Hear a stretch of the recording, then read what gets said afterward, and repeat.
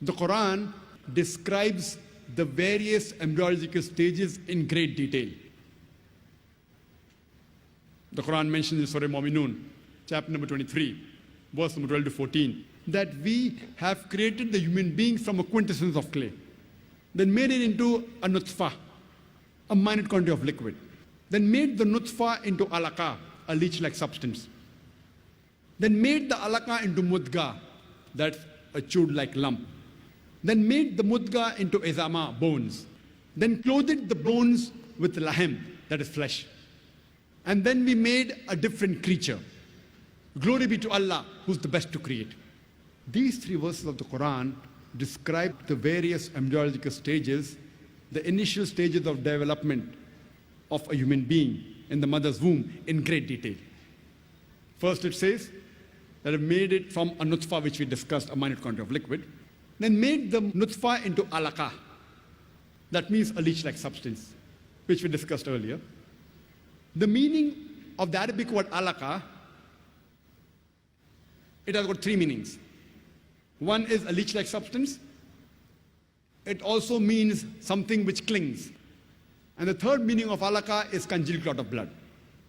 Besides it looking like a leech, the embryo in the initial stages, it also behaves like a leech, it behaves like a bloodsucker, it derives its nutrition from the mother through the placenta. It behaves like a bloodsucker.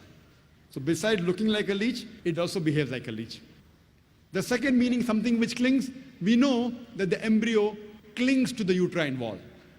Throughout the 9 months that the fetus is in the womb of the mother, it clings to the uterine wall. The third meaning of alaqah is congealed clot of blood. And today's science tells us that in the initial stages, the blood does not circulate. And the blood clots in the vessels and it appears like a congealed clot of blood. So all three meanings of alaqah, alhamdulillah, today's science says, is in perfect conformity to latest advances made in embryology.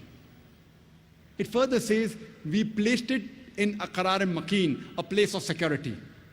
And we know today that the fetus is protected posteriorly by the spinal column, the backbone, as well as the posterior muscles.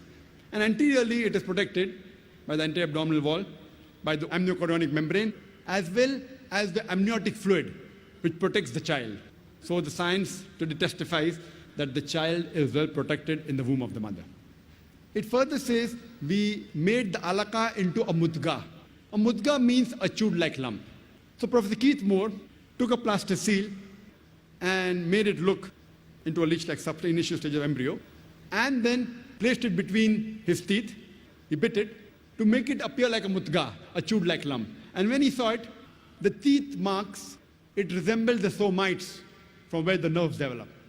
And the Quran continues, we made the mudga into izama, bones, then clothed the bones with lahem, that is flesh. Then we made it altogether a different creature.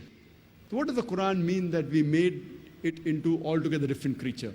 Till this stage of mudga, izama, lahem, chewed like lump, bones, flesh, till this stage, today science tells us the initial stages of development of a human being is similar to the development of a fish, rabbit, and many other animals.